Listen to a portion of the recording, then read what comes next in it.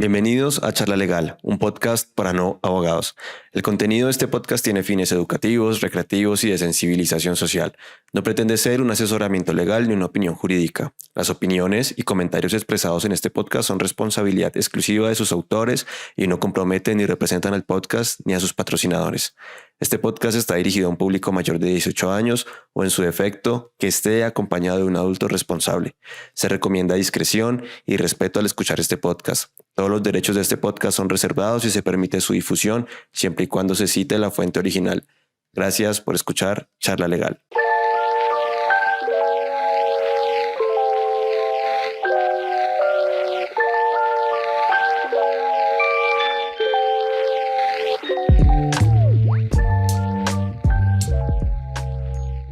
Hola a todos, ¿cómo están? Muy buenas noches y bienvenidos a un nuevo episodio de Charla Legal, un podcast para no abogados. Esta noche quiero contarles que les tengo una súper invitada, una invitada muy top con la cual vamos a poder conversar de muchas cosas y sobre todo escudriñar algunas situaciones relacionadas con el servicio público. Voy a dejar que la vayan viendo. Ella es Natalia Alvis. Bienvenida a Charla Legal, de verdad que nota que estés por acá y que hayas aceptado la invitación. Y mil gracias por estar acá. Pues Jordan, muchísimas gracias. Para mí una felicidad poder compartir contigo y con todos los que atienden tu programa. De verdad, muy contenta de estar con ustedes y gracias más bien a ti por la invitación.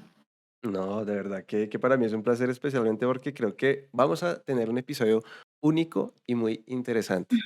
Ya aquí hago el spoiler a la gente. Me gustaría, siempre como es tradición en el podcast, que nos cuentes un poco de ti. Cuéntale a la gente quién es Natalia Alvis, qué ha hecho, en qué han dado, y sobre todo porque nos vas a dar mucha luz de todo lo que vamos a conversar durante este episodio. Bueno, pues yo creo que pues puedo contar que desde lo profesional pues ya soy una persona que tiene un recorrido importante. Soy abogada de profesión, tengo una especialización en derecho financiero y bursátil. Me han gustado muchísimo todas las materias, no solo que tienen que ver con el contenido jurídico, sino también con el contenido económico. Entonces, por eso digamos como que el tema preferido y al que me he dedicado todos los años de mi carrera es a trabajar en lo que se ha denominado el derecho económico, ¿no? Que son todas esas áreas del derecho que tienen un contenido económico. Ya son 20, casi 9 años de ejercicio profesional, he transitado por lo público, por lo privado, por la independencia. Creo que he tenido todas las experiencias que un abogado puede tener. Y siempre desde cada una de esas experiencias, pues muy enriquecedora, de construcción personal importante. Y creo que, como te digo, pues toda esa experiencia, pues muy bonita para poder en estos años ya, que yo creo que pues uno quisiera que fueran más, pero pues pueden ser ya también los últimos de carrera. eh, pues para poder contribuir con siempre que uno tenga algún cliente o esté en el ejercicio del servicio público, pues con todo lo que uno ha recopilado en estos años de carrera.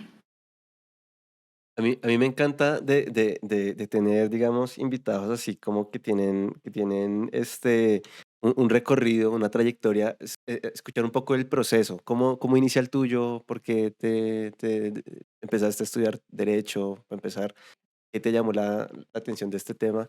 Y algo que yo no sé si se suele preguntar es por qué seguir, porque hay gente que entra, sale, se va, no sé, pero uno o de terco, de que se apasiona en algo y sigue, y, ¿no? Encuentra como un sentido, un propósito en este mundo del derecho. En tu caso, ¿cuál fue? Ajá.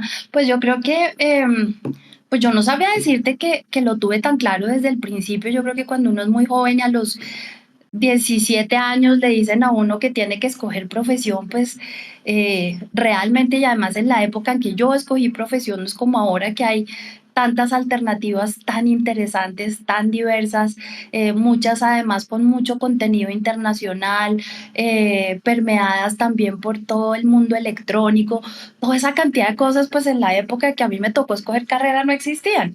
Entonces, pues escasamente el internet. Entonces, en la época en que nosotros escogíamos carrera a los 17 años, pues eran las opciones tradicionales de la medicina o la administración de empresas, la economía, la odontología, y por supuesto el derecho.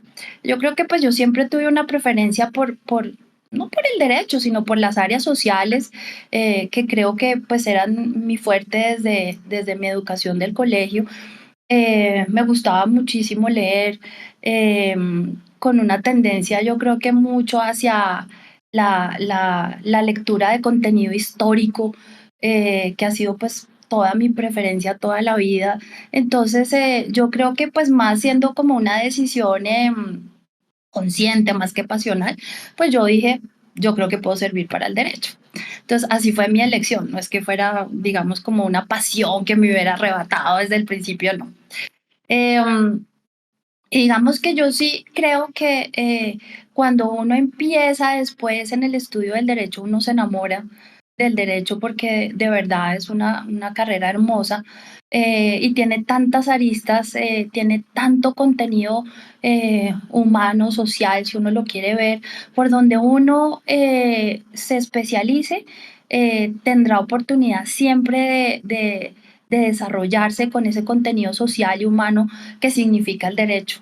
Y eso pues a mí pues me atrajo y me hizo permanecer en el derecho, no solo desde que estudié, sino todos estos años a lo largo de mis experiencias laborales, unas muy lindas, otras no tanto, porque también así como es de bonito en su contenido el derecho, el ejercicio profesional en este país es difícil, ¿no? Es difícil, depende a qué se dedique uno, pero lo cierto es que el ejercicio del derecho es complicado en este país. Entonces, por encima de todas esas dificultades, pues siempre uno encuentra esa satisfacción en el derecho de poder ayudar a alguien, servir a alguien, ilustrar a alguien. Al final de todo, ¿no? De todas las batallas y de todo lo que uno pueda dar como abogado, eso es lo más bonito, ¿no? O sea, poder apoyar a alguien, y dejar en esa persona una huella de satisfacción de este profesional me acompañó no solo con todo su conocimiento, sino con su contenido humano, ¿no? Ujú. Sí, justamente parte de eso es como este espacio, digamos, charla legal nace también porque hay mucha gente que uno, te lo comentaba a ti la primera vez que lo conversamos, y es tener la posibilidad de tener clase o aprender de alguien, pero muchas veces uno se pierde mucha información que es de mucho valor, que a lo mejor no es tan jurídica o no está tan relacionada con la profesión, sino con justamente cómo se hace ese camino, cómo se saca adelante un proceso, ¿cierto? Creo que cada uno de nosotros somos como un proyecto que vamos construyendo paso a paso, y muchas veces hace falta como esa guía, y pues que eso que tú resaltas me parece que es crucial para ser buenas personas, buenos profesionales, y sobre todo para lo que lo va a determinar a uno más adelante, y que ojalá uno en ese camino pues también pueda apoyar a otras personas, y que ojalá siga siendo como algo que pase de uno a otro, ¿no? Así es, o sea, y tú tocas un punto muy, muy bonito y es el hecho de ir recorriendo uno ese camino profesional y pudiendo dejar huella de alguna manera en las personas con las que tú tienes relación, así sea en un salón de clase o en un ambiente laboral.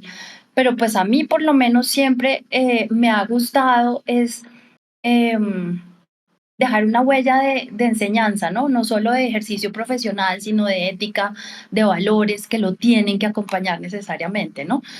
A veces convencer a las personas que van detrás de ti, eso vale la pena porque pues hay visiones, ¿no? Hay visiones del ejercicio profesional, hay visiones tal vez en donde pues el derecho les puede interesar por el dinero o la posición, el poder.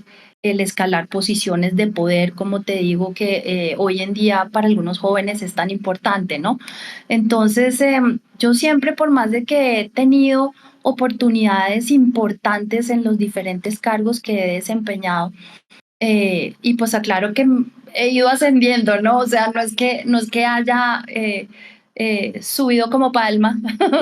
Entonces, pues yo creo que eso le hace a uno que el recorrido se afiance, sepa mejor, eh, tengas esos conocimientos y sobre todo pues esas ganas de que los que vienen detrás se den cuenta de lo que verdaderamente vale cuando tú ejerces tu profesión, ¿no? Al final, eh, no solo el reconocimiento por la ayuda o por la profesión, por el profesionalismo con el que te puedan reconocer en lo que hiciste para alguien, sino pues por tus valores, por tu ética, por tu honradez, ya que esta profesión a veces es tan calumniada y tan manchada con esas críticas, ¿no? Ujú. Sí, justamente lo hablábamos como, porque, o sea, es increíble que, digo, o sea, es increíble para mí, pero yo sé que no es increíble para la gente el hecho de ver uno, no sé, cifras que le dicen a uno, oiga, es que 8 de cada 10 colombianos tienen percepción negativa de la administración de justicia, de los abogados, no sé qué. Pues son cifras dicientes y pues uno debería ojalá interpretarlas con el mejor sentido del caso y tomarlo como también, no solamente como un punto de reflexión, sino como un punto de tome decisiones, mejore, trabaje porque esa percepción algún día cambie, ¿no? Y que la gente ojalá se sienta más satisfecha con eso, pero eso obviamente se consigue teniendo un propósito. En tu caso, ¿cuál crees que ha sido tu propósito? Me hablabas un poco de ese servicio público y me gustaría como entrar a hablar de eso para ya darle entrada a todo lo que pues tú has hecho profesionalmente Ujú. hablando. Pues gracias, Jordan. Yo, sí, ese propósito, si tú lo llevas al servicio público, pues para mí es el más alto, ¿no? Como te digo, yo he transitado en la empresa privada, en la empresa pública, se le quiere llamar así, en la independencia, pero el servicio público tiene una connotación absolutamente linda, que es el servicio, ¿no? La misma palabra lo dice, el servicio a los demás. Lo público es lo que todos tenemos que cuidar, es el interés general, es lo de todos. Y desafortunadamente en este país, pues los servidores públicos, pues no tienen la mejor fama. Em, y bueno, pues también con razón, ¿no? Pues porque es que vemos todos los días ejemplos de lo que no debe ser, ¿no? Entonces, y cuando el ejercicio público se asume para mostrar posiciones personales o para cuando la política es más importante y no tanto lo técnico, si tienes un cargo técnico, o cuando sirves otros intereses diferentes de la gente y de las funciones que te están entregando, porque es que son, si tú lo quieres mirar, son importantes, son sagradas, ¿sí? Esas funciones tú las tienes que ejercer de la mejor manera posible porque son para alguien y a ti te están pagando porque alguien está pagando sus impuestos para que tú le sirvas, ¿sí? Ujú, Entonces, pues eso digamos, debería verse como un encargo muy importante, de mucha responsabilidad y a veces en ese ejercicio, pues las personas no creen es todo lo contrario, ¿no? Es, creen que el cargo público es la posibilidad de, de hacer maniobras ilegales, irregulares, eh, no sé, o sea, tráfico de influencias, bueno, tantas cosas que no son estar dentro de la legalidad. Pero además, ujú, pues tú puedes ser un funcionario público y cumplir con todo lo que tienes que hacer, con lo que la ley y el decreto de funciones te exige, cumplir todas tus obligaciones y sin embargo, pues no destacarte, ser un funcionario promedio. Entonces, ujú, lo que yo sí creo que precisamente, y es lo que a mí pues siempre me ha como movido cuando he sido funcionaria pública, es querer destacar lo mejor en esa oportunidad. Y cuando yo digo destacar es hacer lo mejor. Yo siempre le decía a mis equipos y en esta última oportunidad que tuve, sí que digamos que con satisfacción puedo decir que que logré conformar un equipo muy bonito donde pues tú no siempre mueves a la gente con la plata, ¿no? En el ejercicio público no siempre tú puedes ofrecer los mejores salarios o compensaciones, pero sí puedes mover a la gente con hacerlo mejor, corre tu milla extra, muestra que lo hiciste bien, cuáles son tus resultados, ¿sí? Porque es que los resultados, pues obviamente son de uno, porque uno los construyó, pero son para la ciudadanía, ¿no? Entonces, ese reconocimiento de la ciudadanía de un muy buen trabajo realizado, yo sí creo que tiene que ser la satisfacción más alta de un funcionario público. Y justamente porque el ciudadano, o sea, uno es el que termina viéndose o beneficiado o perjudicado de mil maneras, de la, no sé, podemos llamarle negligencia, de la falta de esa, como de propósito. Y te lo decía, o sea, yo siempre que he visto eventos de entidad, la que sea, cualquiera, nunca he visto que se hable de servicio al público, de cómo servir mejor, de cómo esa ética, de cómo siempre son cosas técnicas, como que están muy bien, yo siempre digo que eso está muy bien, pero siento que a veces falta mucho como recordar el por qué nace eso, y de pronto a veces uno entiende por qué le enseñan a uno durante la carrera cosas de que uno dice, pues ya están mandadas a recoger, ya de pronto no deberían seguirse enseñando, pero a veces está bueno, especialmente porque a veces se olvida, ¿no? Y digamos, me imagino yo que en ese camino puede ser que uno pierda como esa noción y la importancia que tiene, oiga, es que yo de mis decisiones o de lo que yo hago, o beneficio, o perjudico, lo que sea, o no pasa nada, porque también lo que tú decías, o sea, hay gente que pasa por años en una entidad que también los he conocido, que ni fu ni fa, ni para arriba, ni para abajo, ni nada, toda la vida en la misma área o haciendo lo mismo, qué sé yo. Sí, fíjate que yo creo y tocando, digamos, cuando tú tienes unas funciones tan técnicas, sí, eso es lo que te toca hacer. Pero yo pienso que la manera de servir cuando tú tienes a cargo unas funciones tan técnicas es precisamente ejerciéndolas a cabalidad, de la mejor manera, con conciencia, yendo a tu conocimiento y el que te falte llenándolo, estudiándolo, pero siempre con la conciencia de que tus decisiones son las más justas y las más acertadas dentro de la legalidad, ¿no? Ujú, Entonces, esa es la manera de servir cuando tú tienes unas funciones técnicas, ¿no? Es hacerlo de la mejor manera posible dentro de la función que te encargaron, porque cuando tú lo haces de esa manera, pues estás sirviendo a alguien, ¿no? Al final, cuando tú produces una decisión, en tu cabeza está que si lo hiciste de manera justa, a cabalidad, con el debido proceso, siguiendo, digamos, todas las pautas del conocimiento técnico, estás tocando la vida de alguien con una decisión y eso tiene un impacto, ¿no? Entonces, por eso es que hay que ejercerlas con el mayor, digamos, diría yo, altruismo, conocimiento, eficiencia, todas esas características que tienen que rodear el ejercicio público y que de alguna manera hacen que que tú retribuyas ese encargo que la ciudadanía te hace, ¿no? ujú. Total, y de hecho, me gustaría ahora sí entrar, cuéntanos un poco, porque claro, de cuando tú te presentas, no nos cuentas, digamos, por ese camino por el que has recorrido, pero me gustaría entrar, dame un segundo, lo cortamos. Ven, yo aprovecho y no sé por Sí. qué se activó el sonido.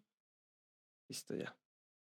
Entonces declaro, oye, llaman a estas horas a ofrecer, yo ya les dije que no me llamaran y, oye, sí, insisten. Listo. Y antes de entrar a que nos cuentes un poco qué has hecho, por qué entidades has pasado, como ese recorrido que tú has tenido en el sector público y demás, tú nos contabas que te gusta y que te has centrado un poco en el tema económico, en el tema financiero.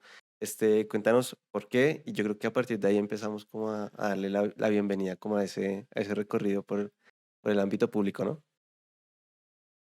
Sí, sí, pues como te contaba, pues desde que yo estuve en la universidad, no solo el derecho, sino esas áreas con contenido económico siempre me llamaron la atención, ¿no? En esa época, pues lo más, pues todo lo relacionado con la economía, siempre hice como algunos programas y seminarios paralelos de contenido, pues de economía, porque me gusta y ese mix entre el derecho y la economía y los principios de la economía llevados al derecho son muy interesantes.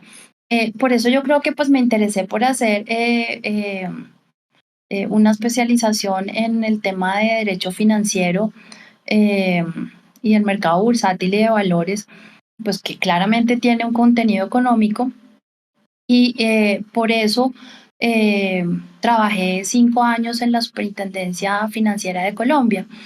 Em, y luego cuando pasé a la Superintendencia de Industria y Comercio, ahí sí que encontré el contenido económico, ¿no? Porque la Superintendencia de Industria y Comercio tiene unas áreas todas hermosas desde lo jurídico, pero todas tienen un contenido económico, ¿no? Todo lo que se resuelve en el ejercicio de las funciones que tiene asignada esa entidad es de contenido económico. Si tú miras el tema de la competencia, si tú miras la protección al consumidor, si tú miras la metrología legal, si tú miras la propiedad industrial, eh, todas son materias que tienen un sustrato de contenido económico y como alguna vez cuando comentábamos contigo, todas súper relacionadas, aunque uno no pensaría, alrededor de el derecho del consumidor, que es en el tema que yo me quedé, no por nada diferente de que me pareció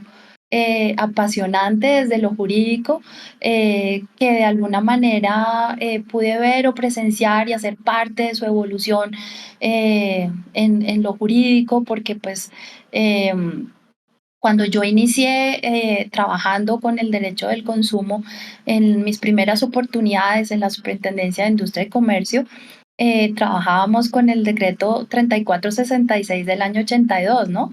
El primer estatuto del consumidor que tuvo Colombia y que además fue una norma pues, que yo creo que en su momento, en el año 82 de avanzada, no, pues por eso duró 30 años vigente, ¿no? Fue una norma excelente. Em, y luego tuve la posibilidad, siendo asesora del despacho del superintendente, de estar muy al tanto y de participar en lo que fue, pues, con muchas otras personas claramente conocedoras del tema y acercándonos a la empresa privada, a los gremios, pero desde la superintendencia, pudimos darle como cuerpo y texto a lo que hoy es la Ley 1480, nuestro estatuto de protección al consumidor actual. Entonces, pues todo ese desarrollo del derecho, pues me ha encantado, lo he podido ejercer y lo que hablábamos hace un rato, ¿no, Jordan? Poderlo llevarlo a la práctica, no solo verlo en su construcción desde lo jurídico y de lo que es hoy esa norma y cómo ha evolucionado y cómo ha impactado, digamos, la vida de los consumidores, sino también a través del ejercicio de las funciones y pues bueno, las que tuve últimamente a mi cargo en esa superintendencia, que son las administrativas de protección al consumidor, pues ver cómo tú puedes colaborar con ese interés general y proteger ese interés general radicado en los consumidores y en sus propios derechos, ¿no? Tú me contabas que pasaste, digamos, ya en la superindustria de comercio, estuviste en 3 etapas. ¿Cómo arrancas ahí? O sea, ¿cómo llegas allá? ¿Cómo terminas cayendo, digamos, en este tema de consumidor? Porque tú literalmente haces como, bien lo decías ahorita, o sea, no es que subiste así, puf, de una, sino que fue paulatino, hiciste como una especie de carrera internamente dentro de la entidad. Creo que es una entidad que me imagino yo que tú conoces súper bien en muchos ámbitos, en muchos sentidos. ¿Cómo entras ahí? ¿Cómo arrancas ahí? ¿Cuáles fueron como esos primeros pinos que tú terminas haciendo ahí en la superindustria y comercio? Sí, pues como tú bien lo dices, acabo de terminar una tercera etapa en la Superintendencia de Industria y Comercio, lo que quiere decir que he estado en 3 oportunidades en esa entidad, em, en cargos diferentes y en momentos diferentes. Mi primera experiencia en la Superintendencia de Industria y Comercio fue gracias a un querido profesor de la universidad, que además fue mi director de tesis, y que en ese momento lo nombran superintendente y me dio la oportunidad de acompañarlo como asesora del despacho en ese entonces. Eh, y realmente, a pesar de que yo era asesora del despacho, pues yo no tenía ni un cargo alto ni nada, era simplemente una asesora más en el tema técnico. Pero las experiencias que desde esa posición tuve, pues fueron absolutamente enriquecedoras. Yo me acuerdo Ujú. que, que alguna vez fueron de mis primeras experiencias porque es de lo más simpático que me pasó en la superintendencia. O sea, él me dice, yo quiero hacer una reglamentación porque en el estatuto anterior, en el decreto 3466, para que algunas personas, si lo conocieron, saben que ese estatuto le entregó a la superintendencia casi que una única, creo que eran dos, funciones de reglamentar un tema en específico. Ese tema en específico hoy se denomina operaciones mediante sistemas de financiación.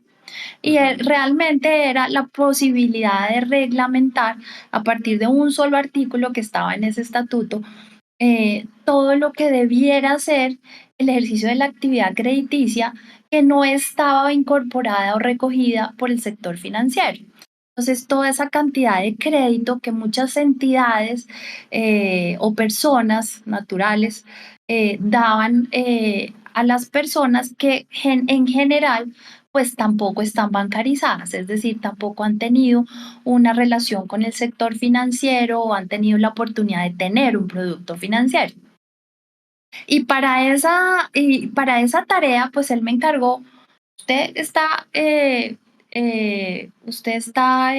encargada de hacer o redactar la reglamentación que vamos a sacar, y pues investigue y mire cómo va a ser. Me dijo, eso sí, yo quisiera que usted vaya al mercado y hágase unas visitas como desde las empresas más grandes hasta las más pequeñas, eh, en donde usted se dé una idea de qué está pasando en el mercado, cómo están ejerciendo esa actividad hoy esas empresas o esas personas. Y a partir de eso y ese conocimiento práctico también, desde lo teórico también, pues redáctese una propuesta de reglamentación. Esa experiencia pues para mí fue muy, muy, muy importante porque ir a hacer unas visitas en ese sector, debo decirte que en esa época era un sector muy complejo, eh, muy, muy complejo desde todo punto de vista, absolutamente además prevenido con una visita que ellos no entendían de qué características era, o sea, me va a investigar, usted me va a sancionar, pues todo el recelo de la gente visitada de para qué quiere esa información. Y pues claramente, o sea, en la gran empresa, tal vez un poco bien atendida, en la pequeña empresa, pues toda la desconfianza y todo como el temor de las personas, a veces no muy bien atendida tampoco, pero Ujú. digamos como que de todo ese bagaje de visitas muy interesante y el conocimiento sobre el tema, salió la primera propuesta de eso que hoy se denomina en la Ley 1480, en nuestro actual estatuto, y en la circular única de la superintendencia, operaciones mediante sistemas de financiación. Y sí puedo decir que pues tuve esa oportunidad de redactarla. Obviamente hoy es mucho más rica, la han modificado, enriquecido, es mucho más dinámica, pero hoy es la reglamentación con la que lidian todas esas personas que, como te digo, naturales o jurídicas, dan crédito a las personas y que obviamente no pertenecen al sector financiero. Entonces, Ujú. bueno, todas esas, es una cantidad de experiencias que, que uno solo puede tener si trabaja en una entidad como esa y en lo público, ¿no? Em, Claro. esas experiencias muy bonitas. En la segunda oportunidad que yo estuve en la superintendencia, ahí sí que también pues tuve la oportunidad no solo de estar en el cargo de asesor del despacho del superintendente, eh, tuve la oportunidad de participar en la reestructuración de esa entidad desde lo administrativo, em, motivar y fundamentar, escribir el decreto de funciones, que para esa época era bastante difícil porque no teníamos una única norma, sino muchas, muchas normas que le daban diversas funciones a la superintendencia. Era la época en que además a la superintendencia le estaban asignando muchísimas funciones diferentes de las que ya tenía. Entonces, pues un reto grande también hacer esos decretos de funciones, que son también hoy los que están vigentes, ¿no? Fui secretaria general encargada, fui jefe de la oficina asesora jurídica, estuve encargada de la delegatura de protección al consumidor, de la delegatura de asuntos jurisdiccionales. Tuve la posibilidad también de ver cómo nacieron y crecieron en materia de protección al consumidor las funciones jurisdiccionales y a la par esa separación que exigió la Corte Constitucional para el ejercicio de esas funciones Ujú. y esa, digamos, división que es ya hoy tan clara, pero que al principio en el ejercicio de esas funciones, pues no se tenía, ¿no? O sea, en la super cuando le asignaron funciones jurisdiccionales, se ejercían al tiempo y en las mismas providencias se tomaba la decisión jurisdiccional y la administrativa, cosas que hoy pues parecerían un poco locas, pero que pues Ujú. así fue como se empezó, ¿no? Y Claro. tuve la posibilidad de toda esa evolución presenciarla y participar de ella. Eso fue también pues muy chévere.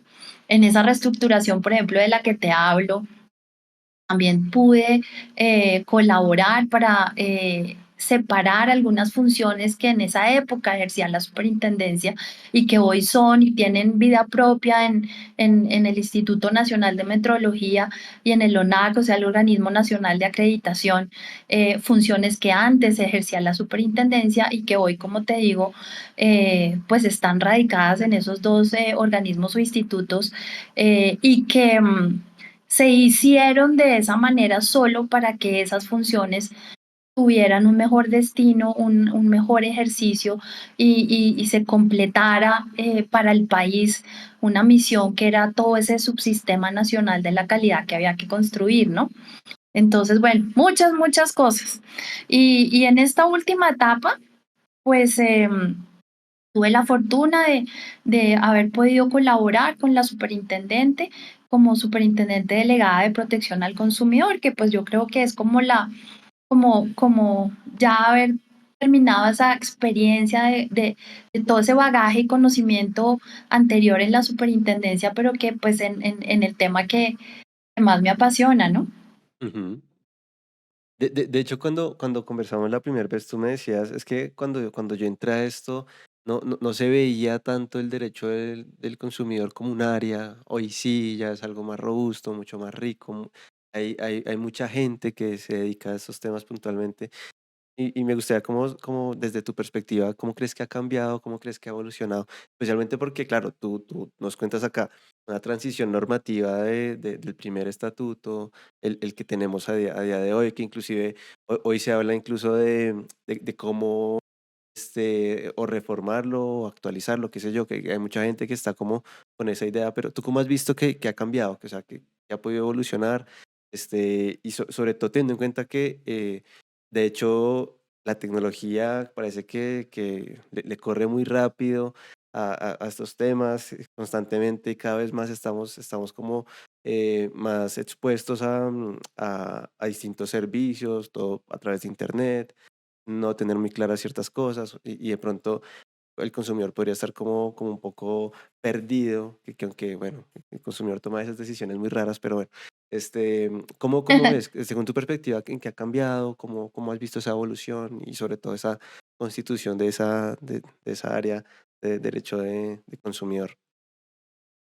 No, pues yo pienso que sí que ha cambiado, ¿no? O sea, como hablábamos en un inicio, nuestro estatuto anterior, que como digo fue un estatuto avanzado porque pues es que no hubiera durado tanto tiempo si no hubiera sido así, pero Ujú. claramente pues fue un estatuto redactado alrededor de una de las materias principales, claramente, en el derecho del consumo, que es la calidad y las acciones que se derivan de los defectos de calidad, principalmente, pues, la garantía, ¿no?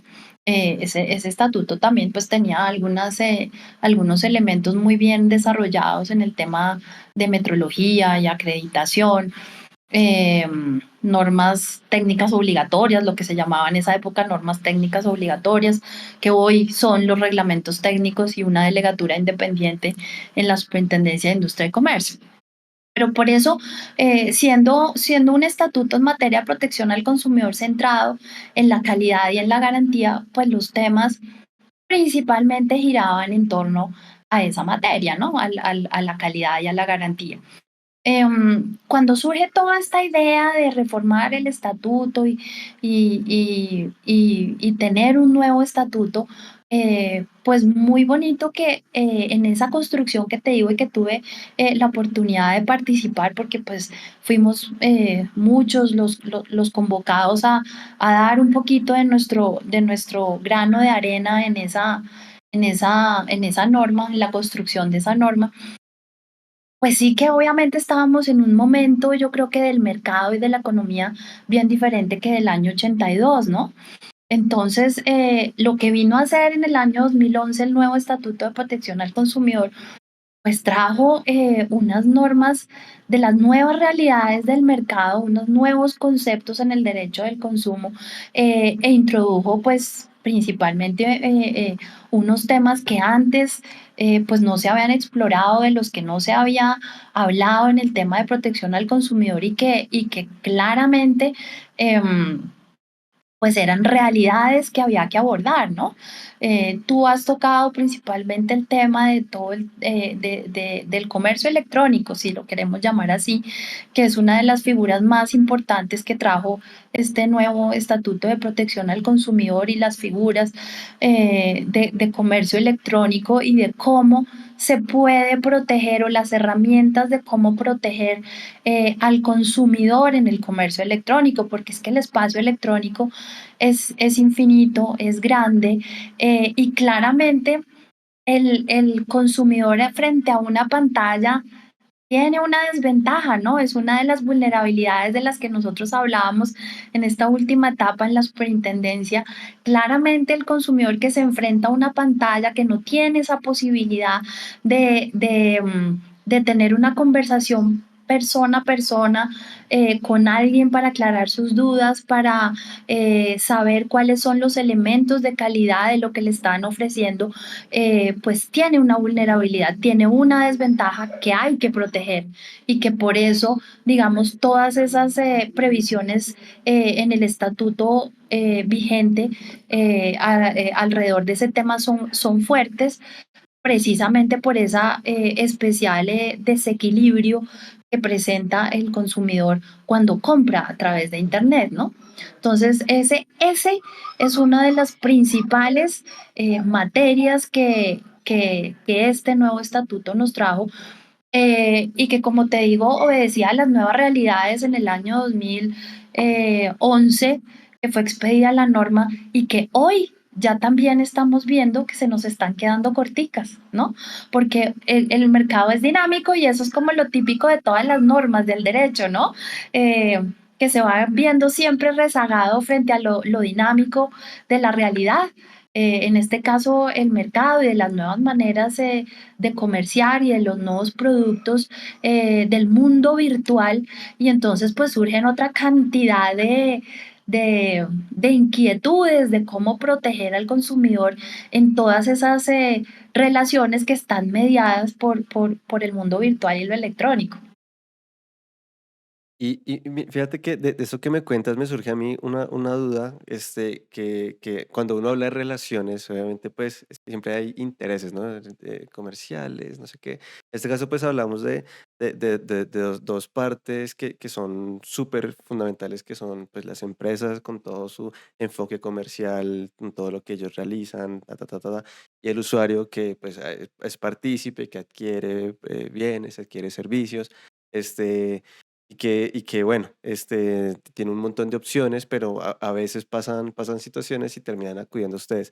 ¿Cómo, digamos, de tu experiencia, cómo crees que se puede como lograr un equilibrio entre los intereses de uno y los intereses del otro? Bueno, digamos como que en el derecho del consumo, y siempre hablamos del derecho al consumo es porque obviamente involucra siempre esos dos extremos, ¿no? De una parte el consumidor con sus propias necesidades que satisfacer y sus propias, digamos, limitaciones, restricciones de bolsillo, que yo llamo, que son sus, digamos, limitaciones económicas para ir a un mercado a satisfacer sus necesidades. Y en el otro extremo, claramente, productores y proveedores con ese interés, obviamente, de generar utilidad entregando bienes y servicios en ese mercado. Entonces, em, es difícil, digamos, equilibrar esos dos intereses de esos dos extremos que se necesitan, pero que pues obviamente son diferentes, ¿no? Por eso se ha dicho siempre que en el derecho del consumo hay una asimetría, porque el consumidor siempre se verá rezagado o en una posición un poco inferior frente al productor o el proveedor que conocen perfectamente qué se produjo, cómo se produjo, cuál es la calidad de lo que están entregando en el mercado, cuáles fueron los materiales utilizados, los procesos de producción, los controles utilizados a lo largo de la cadena de producción, de lo cual pues el consumidor no tiene ni idea ni nunca se entera. El consumidor se aproxima con su propia necesidad a un producto y básicamente para hacer su decisión de compra o de consumo, se aproxima con la información que ellos le entregan, ¿sí?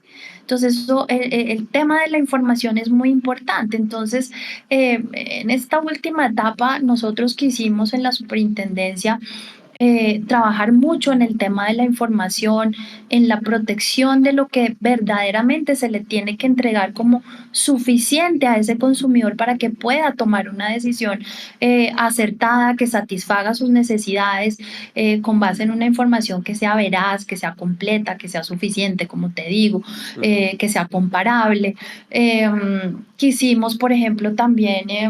creo que todas son herramientas y que contestan la pregunta que me estás haciendo em, porque tienden a proteger y a equilibrar esa, digamos, deficiencia del consumidor frente al productor y proveedor. Quisimos entregar varias de las guías para que el mercado, productores y proveedores sepan cumplir las normas, incluido el tema de la información que le entregan al consumidor.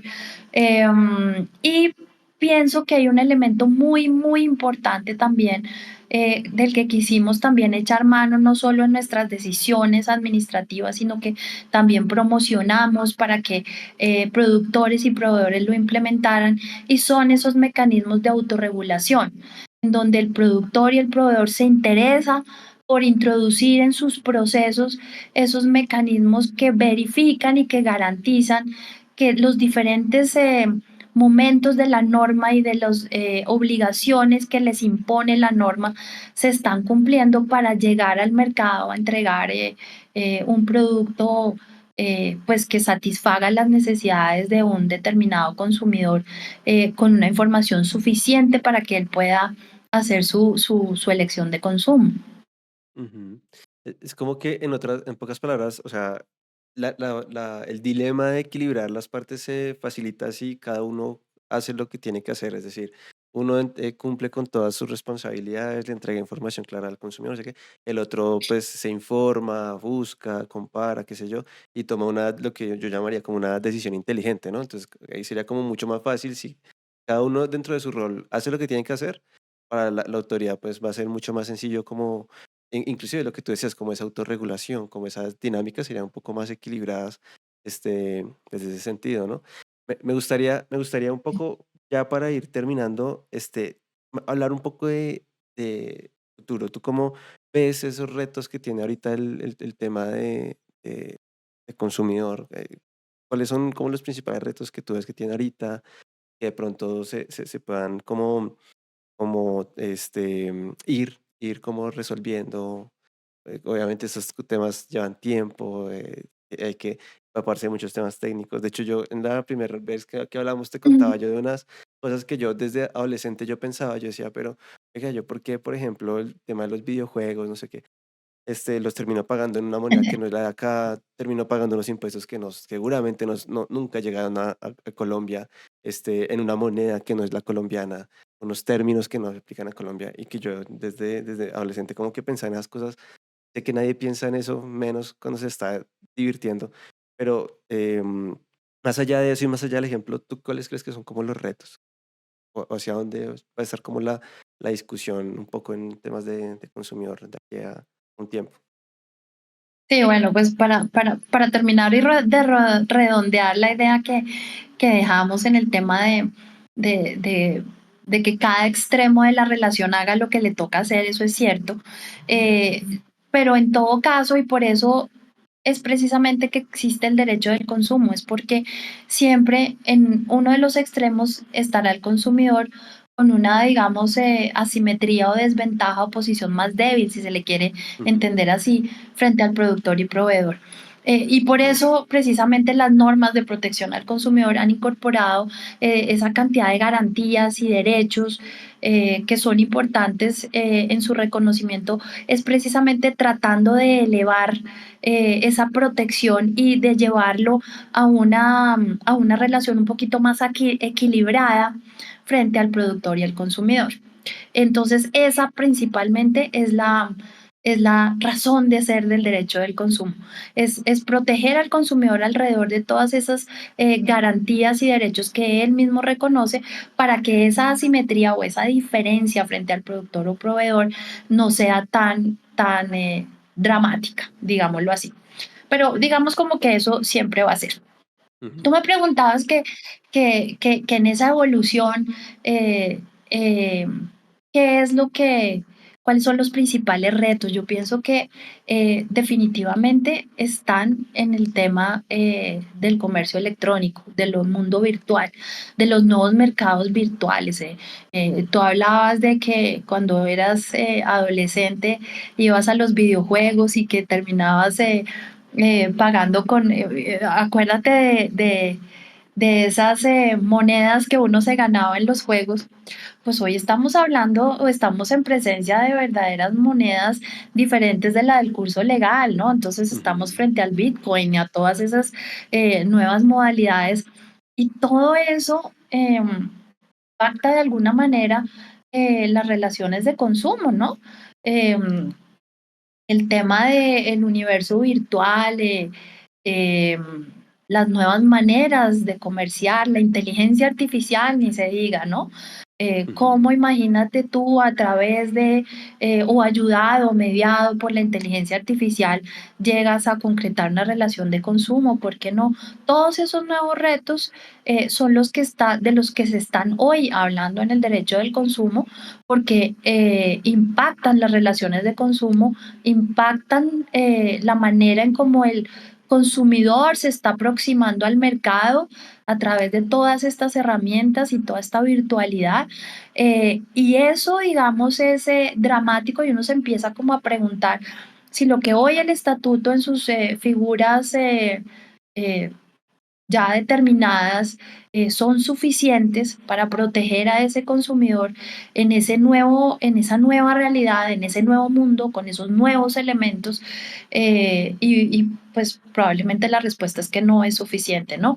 Em, ya habiendo sido como o habiendo tenido la camisa del operador de la norma, sabe uno efectivamente que se queda corto a veces el derecho o la disposición legal para llegar a una efectiva protección y uno a veces termina tomando la decisión de, pues hasta aquí puedo y esta es la Mm, garantía que le puedo, digamos, dar a través del proceso a esta persona, pero, o a mejor dicho, a esta situación en general, pero uno sabe que falta más, ¿no?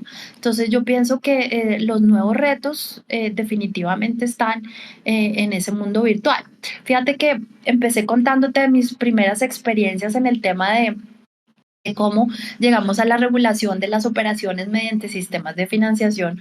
Hoy estamos hablando del fintech y de ujú, todo lo que tiene que ver con la obtención en un minuto de un crédito a través de una pantalla, ¿sí? ujú, Lo que antes duraba un mes y que pida papeles y que no sé qué, y que la consulta y que la historia crediticia y que está reportado y que no sé qué, hoy en un minuto a través de una pantalla te dan un crédito con ujú, todas las consecuencias que eso también tiene, porque el consumidor se acerca a la pantalla con esa necesidad inmensa de tener un crédito para unas finalidades específicas que lo agobian.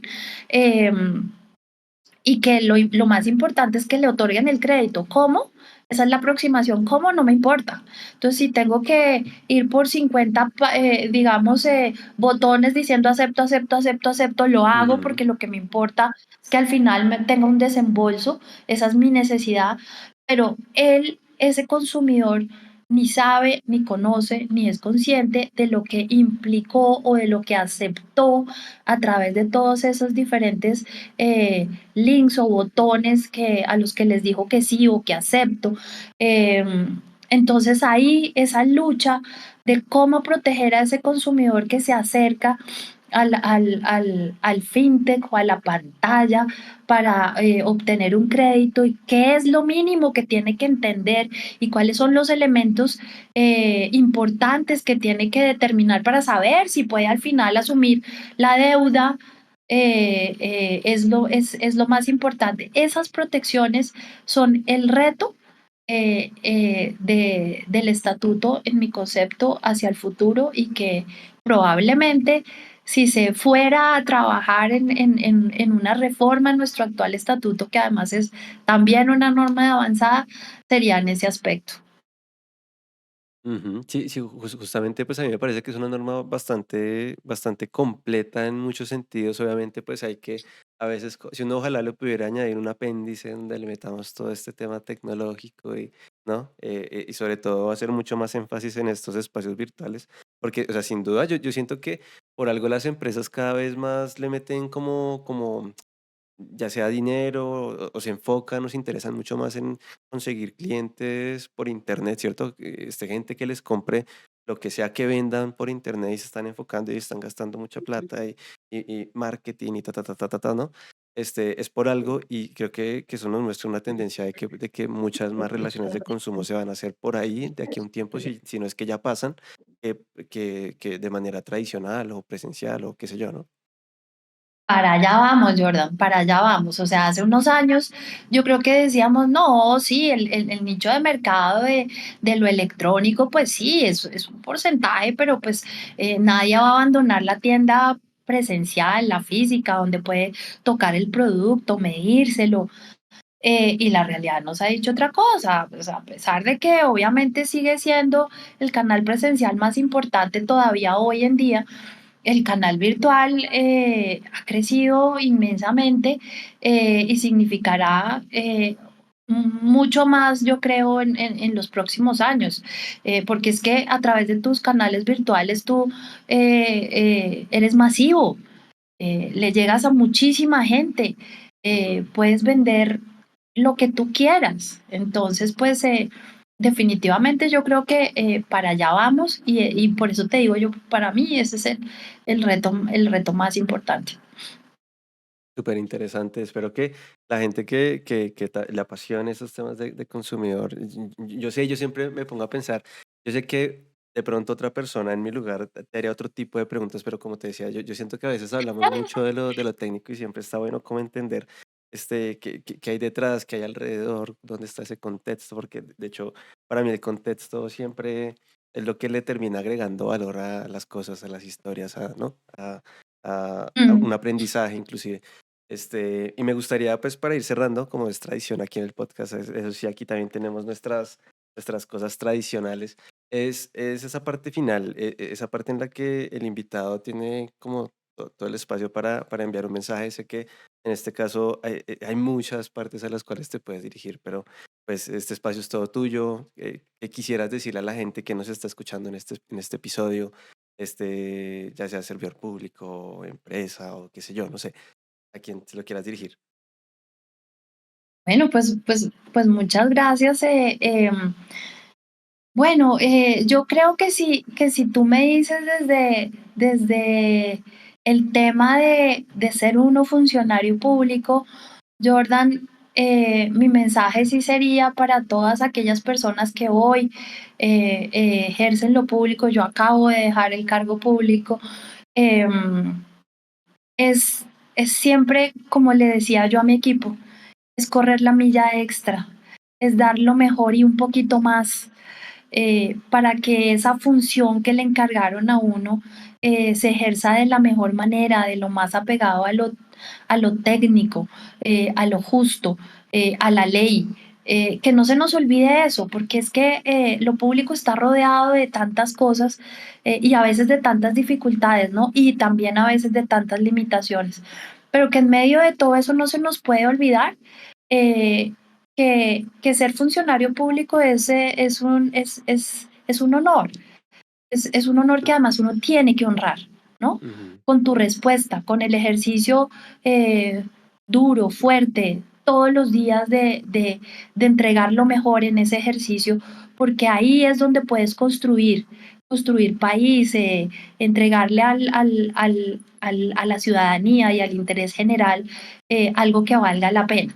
Qué bonito que después de que uno se vaya y entregue un cargo, porque nunca los cargos son permanentes ni eternos, uno se vaya y uno diga, bueno, desde donde estuve, porque pues obviamente no es necesario para dejar una huella estar en el cargo más alto, desde donde estuve, dejé mi grano de arena y dejé algo sembrado para cambiar la vida de algo o de alguna persona en este país o en esta sociedad, ¿no? Entonces, pues para mí eso es lo más importante y un poquito la invitación a que aquellos jóvenes que hoy pues sueñan con el derecho y probablemente no sueñan con ejercer un cargo público. O si sueñan con ejercer un cargo público, soñarán para poder tener poder, tal vez, influencia. Pero la función pública no es eso. Trae de la mano todo eso, pero uno tiene siempre que acordarse que la principal finalidad no es esa, la principal finalidad es ejercer de la mejor manera para servir a la ciudadanía. Buenísimo. Bueno, Natalia, de verdad que ha sido un placer escucharte, tenerte aquí en Charla Legal. De nuevo, quiero agradecerte por el tiempo que te has tomado, que nos has dedicado, por la paciencia sobre todo. Y nada, pues quiero decirte que quedas con las puertas abiertas cuando quieras volver por acá a este espacio, pues, bienvenida y nada, de verdad, mil y mil Muchas gracias. gracias. Gracias, Jordan, a ti de nuevo por la invitación y bueno, muchas cosas por hablar que se le quedan a uno en el tintero en estos temas, pero gracias por la oportunidad y gracias pues por poder contar un poquito pues de mi experiencia y de mi vida. Mil gracias. No, a ti. Y a mi público de Charla Legal, quiero darle las gracias por, como siempre, llegar hasta acá, por escuchar este episodio hasta el final. Nada, espero que nos vayamos con muchas reflexiones, con muchos aprendizajes, especialmente porque creo que conseguimos algo en este episodio y es hablar de algo tan importante y es de ese sentido y de ese propósito de servir al público. Siento que nos hace falta hablar de estas cosas para poder ser mejores personas, mejores profesionales y prestar un mejor servicio, sobre todo incluso como abogados. Nosotros los abogados también servimos a un público.